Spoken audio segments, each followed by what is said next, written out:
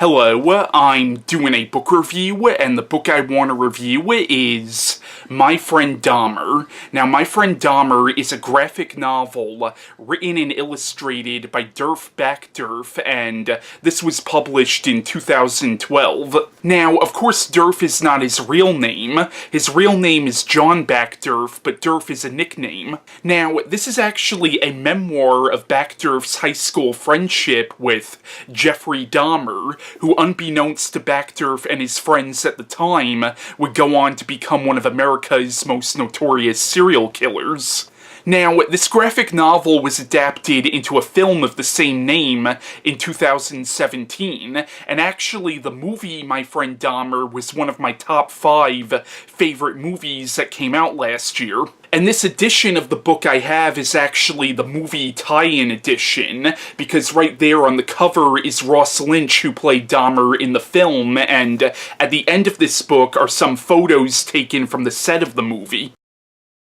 Now, Backderf based a lot of this book off of his own personal experiences with Jeffrey Dahmer, as well as experiences that other friends of his had with him. But there's a lot of stuff that this book touches on that obviously he would have had no way of knowing at the time, and he based a lot of that off of interviews with Dahmer, which were obviously conducted while he was in prison. He also bases a lot of the information in this book off of the book A Father's Story, written by Lyle Dahmer, who is, of course, Jeffrey Dahmer's father. Now, from what I can tell, this book is actually relatively accurate to how the actual Jeffrey Dahmer was at this time. And actually, at the end of this book, there's a list of sources and notes about all the places where Backderf got information for this book from, and it's over 20 pages long, and if you read this book, I highly recommend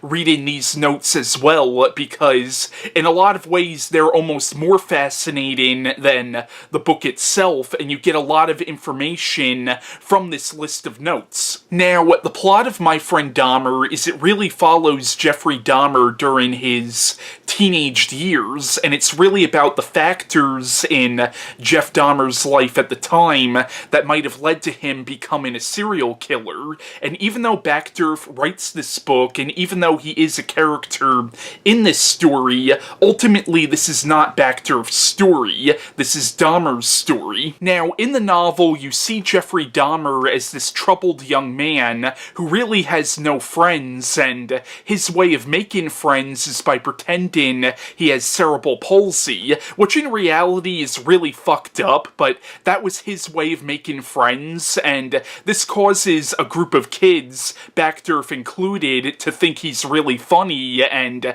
they even start something they call the Dahmer Fan Club, which in retrospect is really macabre, but you gotta understand, at the time all this is happening, they had no idea what this kid would eventually become. And the book also goes into Jeff Dahmer's troubled home life and his closeted homosexuality, which may have played a factor as well, because he was gay in a time when that really wasn't accepted, and the fact that he wasn't able to really express his sexuality at all might have played a factor in just how messed up he became. And once again, that's what the book is really about. It's about these little things in Jeff Dahmer's life that might have led to him becoming this vicious serial killer. And the book is a very humanizing portrait of a man who most people, rightfully so, view as subhuman. And Jeffrey Dahmer was a monster. I mean, he committed some horrible crimes, and really at the end of the day, he was a despicable human being. At the same time, though, he was a human being, and this book does not portray him as a monster. Rather, this book portrays him as this very troubled kid who, had he got the help he needed at the time, maybe things would have turned out differently. The issue was, nobody was paying attention. And once again, the book very much paints Dahmer as a tragic figure.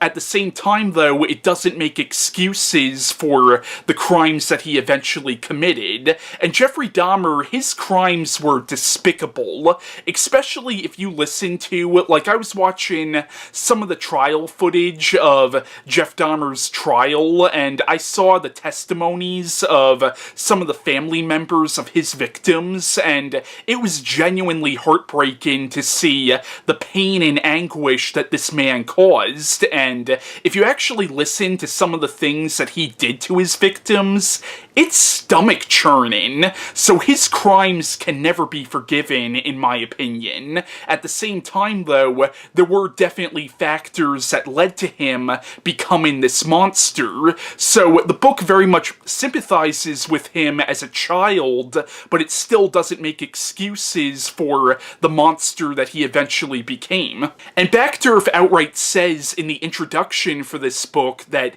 his sympathy for Dahmer ends with the moment that he decided to take a human life. But once again, I can understand people having problems with this more sympathetic portrait of a young man who would eventually become one of America's most notorious serial killers. And as I said before, a lot of this book is really about how nobody was paying attention, and how if Jeffrey Dahmer got the help he needed at the time, maybe things would have turned out differently. And here's the thing though, even the people who were paying attention didn't know how to properly handle the situation. And the major question that Backderf asks is, where were the adults at the time? How come the adults weren't paying attention to this kid who clearly had some deep psychological issues? At the same time, though, it's so easy to lay the blame on other things. Like, you could even blame Backderf and his friends for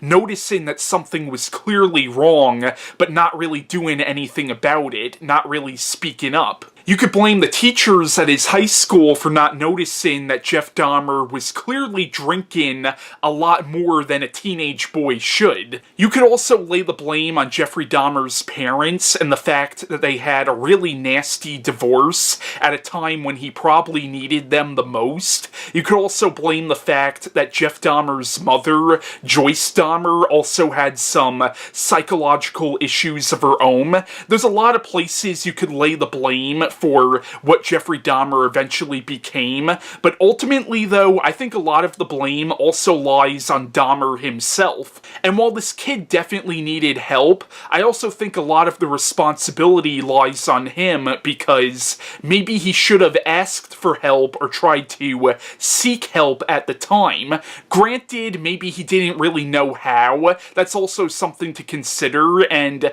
the book very much, like, it doesn't really paint Jeff Dahmer's mother in a very positive light, but I also don't think the book really lays the blame on anybody in particular. But yeah, My Friend Dahmer is an excellent graphic novel, and once again, it's a story that might not be everybody's cup of tea, especially if you don't want to empathize with somebody like Jeffrey Dahmer, and I totally understand that mindset because he did commit some horrible crimes, and it really is hard to feel sympathy for somebody like that. At the same time, though, I feel like you can empathize with the person he once was before he became a serial killer and still not make excuses for what he became.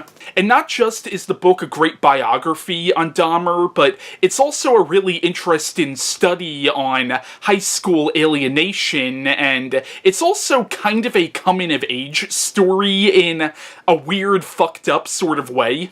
And the book is also surprisingly funny. Like, some of the things that Backderf's friends do are actually kind of hilarious, and even Jeffrey Dahmer in this story is kind of hilarious at points, even though you really shouldn't laugh at him, considering what he eventually became. Like, there are little pranks that the Dahmer fan club play on the teachers and some of the other students involving Jeffrey Dahmer, which are actually really hilarious, but once again, it's something where it's hilarious at the time, but looking back on it in retrospect, yeah, it's really macabre.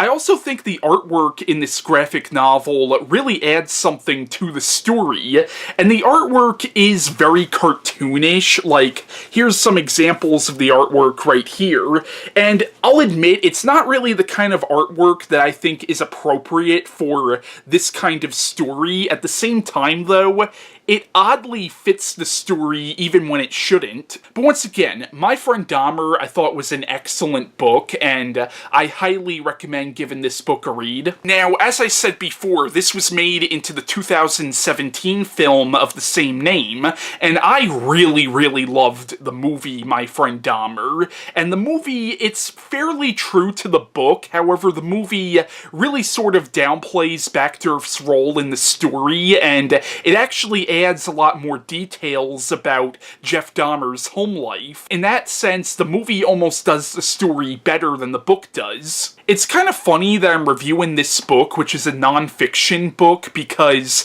my next two book reviews are also going to be on non-fiction books, and are both also on some really heavy subjects. The first book that I'll be reviewing right after this is Maura Leverett's book, Devil's Knot, which is about the West Memphis 3 case, and that's going to be a really interesting and challenging review for me, because I know that's a very, very controversial case that a lot of people have some very strong opinions about. And the book I'll be reviewing right after that is Warriors Don't Cry by Melba Beals, who is one of the Little Rock Nine, and that is also a non-fiction book on a lot of really heavy subject matter. Granted, it's not a true crime novel like this book or Devil's Knot, but it does touch on some really heavy subjects. So those are my next two book reviews, so it's kind of a coincidence. Like, it actually wasn't really something I did on purpose, but